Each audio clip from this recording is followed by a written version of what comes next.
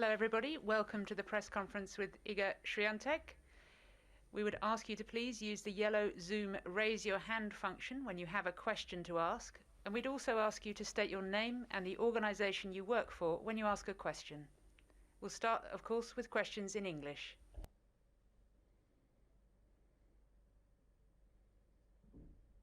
Reem. Hi, Iga. This is Rima Boulel from the National UAE. Iga, did you ever follow up with Andy Murray about that practice on grass? I'm curious, or did you get a chance to speak to him since you guys messaged on social media? We actually spoke yesterday, just for a second, because we were both going the same way to the practice, and I joked that maybe we're going to the same practice, but I assume he's pretty busy, and playing with a girl probably would be some kind of a waste of time for him, because he's much stronger, and obviously he needs to play with some guys. So I'm not bothering him, especially before Wimbledon. So maybe that's gonna come up again. But really, he's such a nice guy. It's just nice to talk with him and to meet him. It would be great to play with him, but I don't want to be too high maintenance.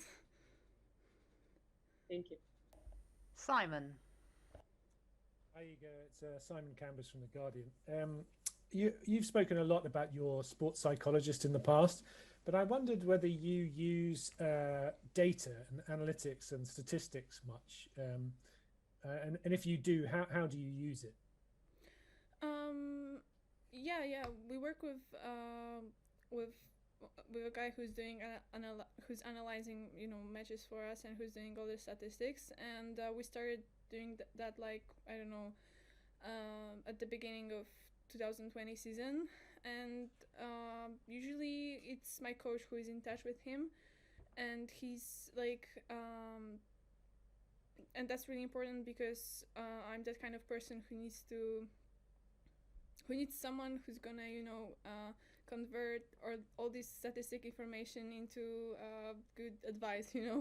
So my coach is doing that basically, and I think it's working pretty well, because in other sports it's been obvious that you're using sport analytics to help you with some stuff, but in tennis it's kind of new, and I'm pretty happy that we started that.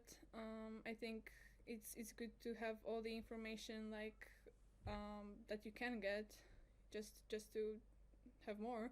So yeah, I'm pretty happy. That was actually my coach's idea. I didn't even know that it's possible, because I wasn't aware that there are some people who are doing that. But yeah, I think it's working out pretty well. Thank you. Ben.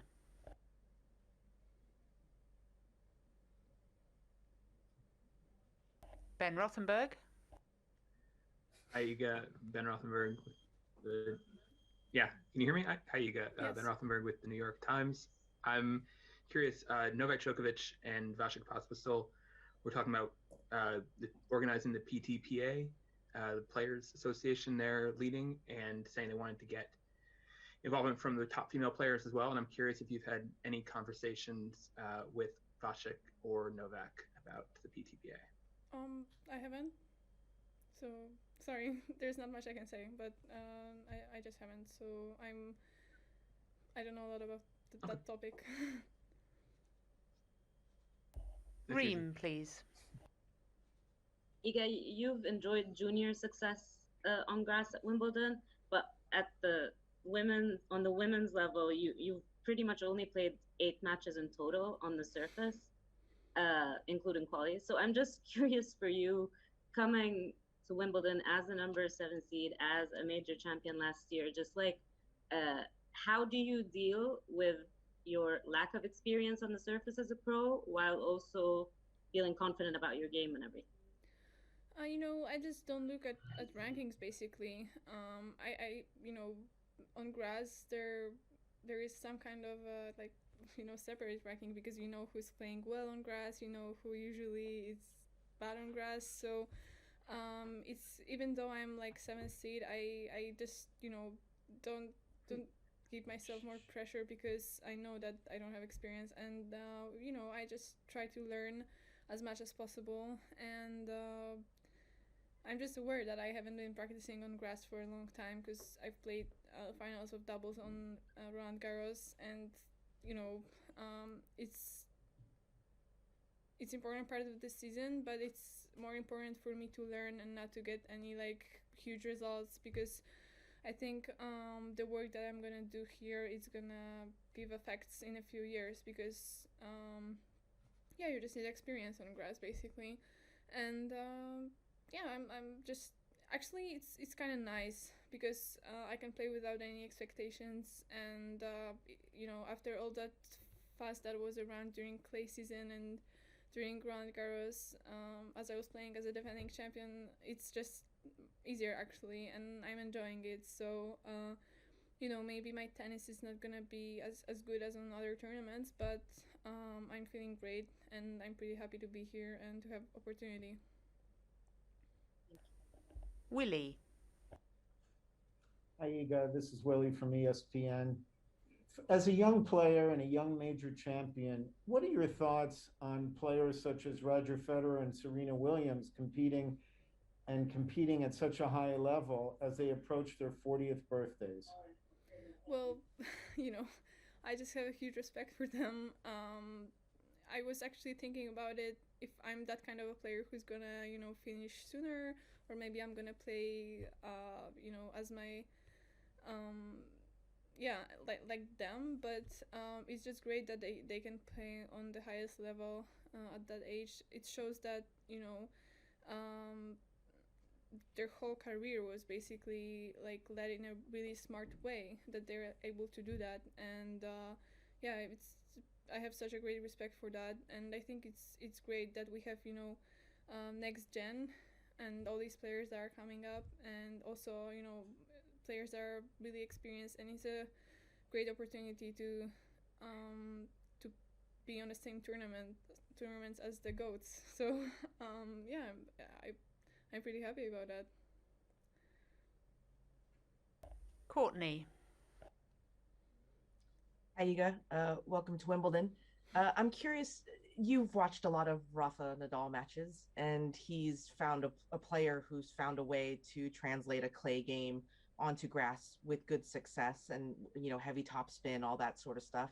So I'm curious, like, do you see stuff when you watch him play on grass that is stuff that you can apply to your own game on grass? Well, the thing is that I haven't watched him on grass basically, and I was thinking about that today on my practice, that I should watch more matches, because if you play only 3 weeks on grass per year, you need something more to get experience, and I think watching matches is gonna give me a lot. So we have wait, how to say it in English? Euro? Like, we have football match today, so I don't know if I'll find time, but for sure, in next weeks I'm gonna be watching a lot of matches, not only Rafa, but especially girls, because doing what Rafa is doing is sometimes impossible for women. So I'm just gonna watch Simona for sure, and her run when she won, and to try to find some experience from that. I'm actually not the best person like to analyze matches and to see everything when I'm watching just on the computer screen or in the TV, but it would be much easier to watch live. But I think it's gonna give me a lot, so I'm gonna start that. I'm gonna let you know what are my thoughts later. I will ask you again, I'm sure. We're going to have one last question in English from Reem, please. Iga, I just wanted to ask you about your first round opponent, Shea Sue. You are very familiar with her in singles and doubles. So can you try and describe kind of the magic of Shea Sue, and how she makes you feel on a tennis court when you're her opponent? She's just unpredictable, so you have to always be ready. And there are some players that can play solid and just hold the ball sometimes, but she's the one that is gonna come up with some crazy idea, which is great, and that's why it's so fun to watch her. But it's hard to be on the other side of the net. Obviously, I played against her on clay last year, and here I think it's gonna be different. I don't know if, I mean, for sure, being really really low on my legs is gonna help. And I remember that when I played with her on Roland Garros, I did that already. Here probably I'm gonna be like even more low. So it's gonna be a hard match, but you know, I just think that if my game is gonna be there, and if I'm gonna be in a good rhythm, if I'm gonna, you know, approach the ball and not be late to too many of the shots, I think I can do it. And we'll see. Yeah, it's gonna be tricky Good for luck. sure. Thank you. Thank you, everybody. We will take questions in Polish now, please.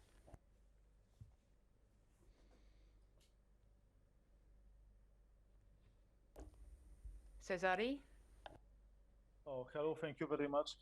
Cześć Iga, miło Cię widzieć ponownie Dzień dobry. po krótkiej przerwie, tym razem w czasie Wimbledonu z Warszawy. Iga, powiedz, jak się czujesz na trawie? Każdy dzień przybliża Cię do lepszej formy na nawierzchni, o której mówisz, że ciągle jest dla Ciebie niewiadomą, ale wielu takich tenisistów było, którzy na początku trochę się obawiali, potem grali świetnie. I powiedz, jak się czujesz ponownie na kortach Wimbledonu? Czujesz magię tego słynnego turnieju? Tak, bez wątpienia. Jeszcze niestety nie mieliśmy okazji, żeby doświadczyć jej z kibicami, więc myślę, że też będzie inaczej, jak właśnie kibice wejdą na obiekt. Ale no ja uwielbiam tu wracać, mimo tego, że 2 lata temu moje wyniki na trawie nie były godne podziwu, to na pewno atmosfera tego turnieju jest wyjątkowa i no i dam z siebie wszystko przede wszystkim. Jak się czujesz w tym białym stroju? Marzyłaś o tym mówiłaś w Paryżu. Paryż to brudna robota, ceglana mączka. Jak w tej bieli się czujesz? No na pewno to jest odmiana i to w tym lubię najbardziej, bo generalnie mimo tego, że mam pewne obawy zawsze przed sezonem na trawie, to w tym roku właściwie na to czekałam i wręcz miałam ochotę wejść na trawę i zobaczyć, czy przez te 2 lata nauczyłam się czegoś więcej, czy będę mogła dzięki temu, że generalnie zrobiłam po prostu progres, jeśli chodzi o mój poziom gry, czy będę mogła to przełożyć na trawę.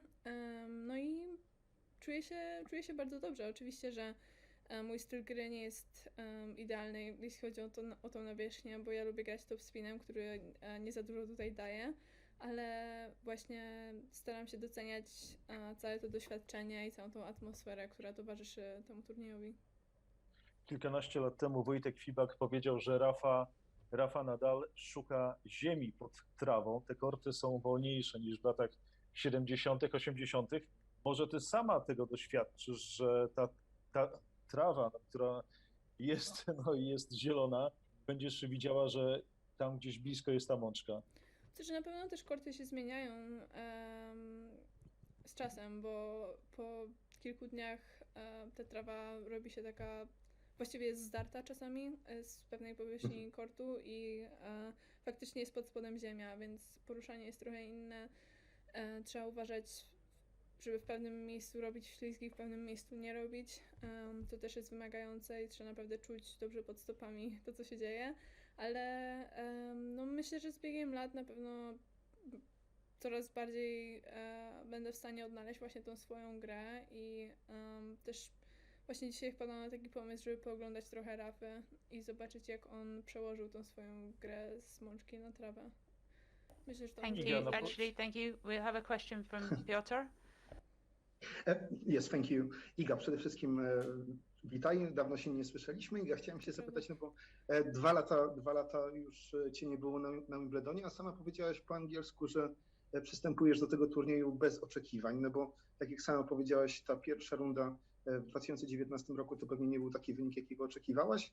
To w tym roku to jest taki turniej dla ciebie, myślisz, na przełamanie, czy bardziej właśnie w ogóle bez żadnych oczekiwań zagrasz po prostu swój najlepszy tenis i tyle? Znaczy, zdążyłam już się nauczyć tego, że zazwyczaj jak będę oczekiwała jakiegokolwiek przełamania, to w tenisie jest ciężko to zrobić, więc po prostu podchodzę do tego kompletnie na luzie. Mam nadzieję, że po prostu zagram solidny tenis i zagram dobrze i generalnie chciałabym wygrywać głównie po to, żeby mieć więcej okazji na zdobycie właśnie doświadczenia i po prostu żeby spędzić więcej czasu na korcie, na trawie. Jakby nie zależy mi tutaj, nie mam żadnego celu wynikowego, więc po prostu koncentruję się na tym i myślę, że też trochę mi to ułatwi, nie wiem, mentalne podejście do tego turnieju. A jak byś opisała różnicę między tą trawą nawierzchnią trawiastą w Eastbourne i tutaj? No bo wiadomo, każda trawa jest do siebie podobna, ale jednak inna. Powiedziałabym, że nie ma jakiejś ogromnej różnicy, ale szczerze mówiąc, ja nie jestem odpowiednią osobą do zadawania takich pytań, bo właśnie nie jestem jakby ekspertem od trawy i mało zagrałam w życiu na trawie, więc ciężko mi jest ją porównać. Na pewno trawa, na której trenowałam wcześniej, była trochę wyższa. Tutaj jest niższa i to mi odpowiada, bo też piłka trochę wolniej leci. To na sam koniec, Iga, chciałem się zapytać, czy udało ci się już skonsumować ten torcik Wimbledonu, który otrzymałaś, czy jeszcze nie? Staram się zachować w rysach moją dietę, więc dołączył do nas Maciej Ryszczuk i on na pewno by zwrócił uwagę na to, że ten torcik zniknął, dlatego raczej na razie się powstrzymuję i może po turnieju będzie okazja. Thank you everybody. I'm afraid that's all we've got time for. Thank you. Dziękuję.